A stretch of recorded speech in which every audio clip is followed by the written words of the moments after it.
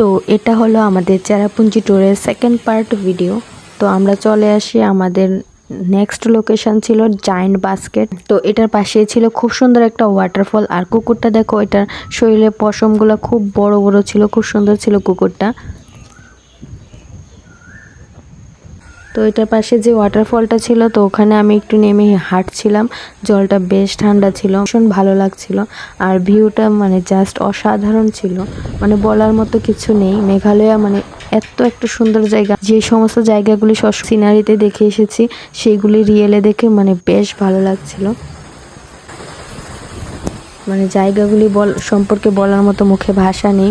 তোমরা শুধু last of the ভিডিওটা দেখো, খুব সুন্দর সুন্দর ভিউ আছে। তারপরে লোকেশন ছিল মাউসমাই কেভ। তো এখানে গান চলছিল, তাই ভিডিওটা মিউট করে দিয়েছি। তো আমরা টিকিট কেটে উপরে চলে যাচ্ছিলাম, আর আমি তো ভীষণ হাঁপিয়ে যাচ্ছিলাম।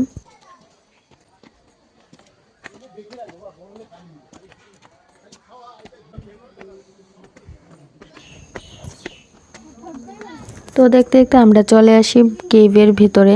আর কেভের ভিতরে খুব ঠান্ডা ছিল, আর উপর থেকে জল পড়ছিল। এইরকম অ্যাডভেঞ্চারিস্ট জায়গাগুলো আমার তো ভীষণ ভালো লাগে।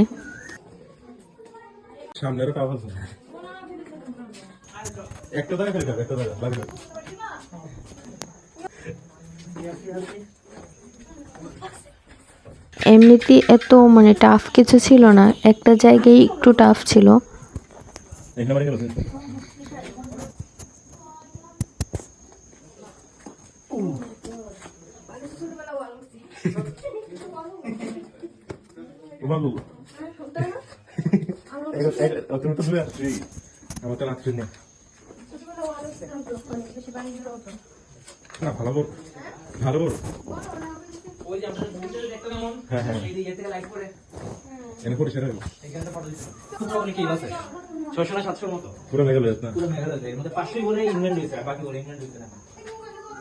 তো এই জায়গাটা একটু টাফ ছিল, কারণ এখানে মানে বেরিয়ে আসার জন্য স্পেসটা একটু কম ছিল। তাও ঠিক আছে, ওকে।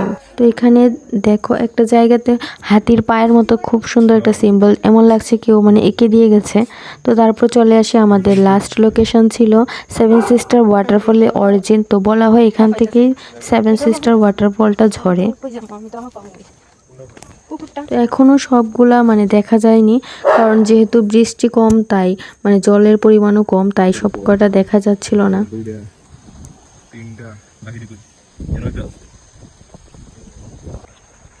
আর ওখানে গিয়ে তো আমার তো মানে বেশ ভালো লাগছিল, কারণ